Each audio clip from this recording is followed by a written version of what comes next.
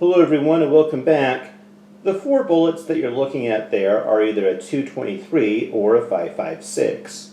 On the far left is the 223 55 grain full metal jacket, and right next to it is a 556 62 grain green tip. We've already made a video with those two in the past, so today we're going to be focusing on some heavier bullet weights in the 223 or 556 category.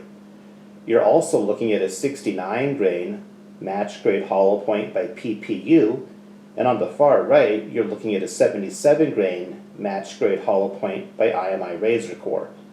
Now I have tested all of these, I've chronographed all of these off of camera, so we'll take a quick look at the numbers and then we'll go right out into the field and we'll do some ballistic testing at a distance of 100 yards with those two heavier bullets today. If you like today's video, please remember to click the like button, do subscribe, and turn on that notifications icon if you haven't already done so. And as always, we're looking forward to your comments. And one more thing. Sometimes I say it because I'm sure, and other times I say it until I know. But regardless, I still say, the best is yet to come. Enjoy today's video, and I'll be working on the next one. Well, here are the numbers on the two different ammunition choices that we're going to be testing today. You've got the 69 grain hollow point 223 Remington by PPU in this column right here. And you have the IMI razor core, which is actually going to be 556 ammo, 77 grain hollow point right here. Now I do have two extra columns up there, and you may recognize them from a previous video. In that previous video, we tested the 55 grain full metal jacket against the 62 grain full metal jacket. So the numbers, for convenience sake, are still right here on the screen, but we won't really be focusing on them very much. If you missed that particular video, there will be a link down below in the comments area so that you can watch that one and get all caught up to speed here. At any rate, on the PPU ammunition, it has a ballistic coefficient of 0.309. The manufacturer claims that it's doing about 2854 feet per second. I have a 9-shot average that says otherwise. I've chronographed them at 2697 feet per second on average. So they're about 5.5% below the box claim. But to be fair to them, the barrel length that I used was only a 16-inch carbine 1 9 twist. Perhaps if I were using a little bit longer barrel, it would live up to the box claim without any problem. I did use that exact same rifle though to chronograph the IMI razor core 77 grain hollow point. They have a ballistic coefficient of 0.372. The manufacturer claims 2740 feet per second. I have found that they're living up to that and then some. I have a 9-shot average there that shows 2774 feet per second. That's 1.2% above the manufacturer claim. So here are the numbers at the muzzle. One more time. On your 69 grain bullet, it's 2697 feet per second. 1114 foot-pounds of energy. On the 77 grain bullet, you've got 2774 feet per second at the muzzle, translating into 1315 foot-pounds of energy. When they arrive at 100 yards today, which will be our testing distance, the 69 grain bullet will arrive with a speed of about 2413 feet per second, carrying with it 892 foot-pounds of energy.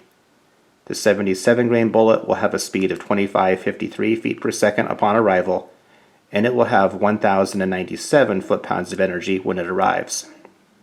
In terms of a percentage basis, the 77 grain bullet is going to be 5.8% faster than the 69 grain at 100 yards.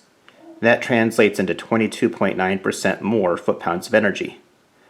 At the 200 yard mark, that same bullet would be 7.3% faster than the 69 grainer, 28% more foot-pounds of energy. And out at 300 yards, that 77 grain bullet will have 10% more speed than the 69 grain bullet, translating into 34.9% more foot-pounds of energy. The only thing on this chart that really comes close to it is actually the 62 grain full metal jacket 556 ammo. Look at the speed and energy numbers at 300 yards for that one. It's actually a little bit faster than the 77 grain bullet, but it's lighter. So basically the 77 grain bullet is going to be 0.9% slower. For easy math, let's call it 1% slower than the 62 grain bullet. But because of its added weight, it'll be 22.1% more energy at that distance. We'll be shooting at this 10-pound block of clay, distance 100 yards, using a .223 with a 69 grain match grade hollow point by PPU.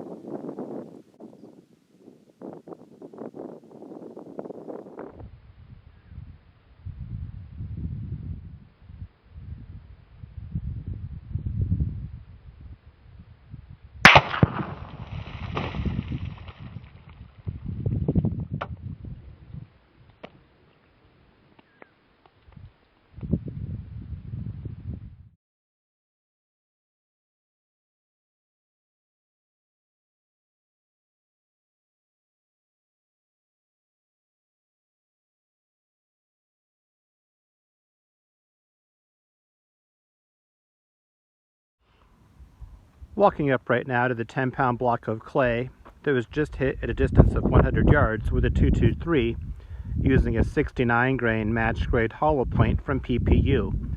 I think that my shot placement was a little bit high to the right, so it wasn't exactly perfect. But don't tell that to the 10-pound block of clay. I think it was perfect enough for him. The bullet seemed to go right through him and went into the first water jug right behind the block of clay. We'll look at that in a moment. The second water jug of mine and all the others are unharmed. The block of clay itself, let's see if we can just put this back up here. So it looks like it got hit a little bit off to the right hand side, but the face of it really got pushed out. You can see what happened to the rest of it there. The target itself that was on it, yeah, the target was unharmed, so I was probably a little high to the right on that one. As we look at the water jug that was hit, what do you see there? How convenient. We see what's left of the 69 grain hollow point right there. Let's pull that out. I don't know, maybe 5 or 6 grains worth. I'll weigh that when I get home and find out. Let me see if there's anything else in there for you. It does not appear that there's anything else in there other than a clump of clay. So it looks like a clump of clay was pushed into the water jug as well. But as far as bullet fragments or anything like that, as far as bullet fragments go, this is all we have left. We'll be shooting at this 10-pound block of clay from a distance of 100 yards with a .223 using a 77 grain hollow point from IMI Razor Core.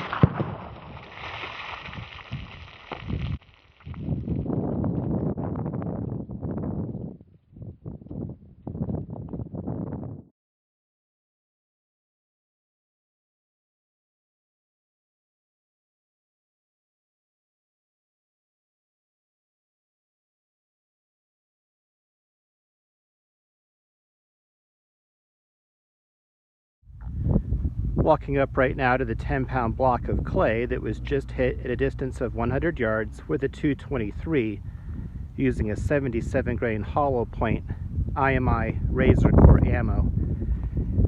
The clay actually fell down to the ground before I could even get here, so I tried to set it back up on the crate and recreate it as best I could.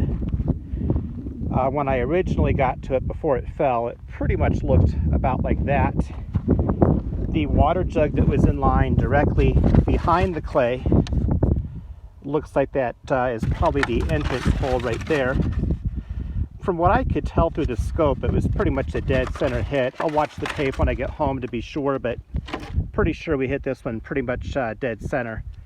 And then this second water jug in line looks like there is some damage there.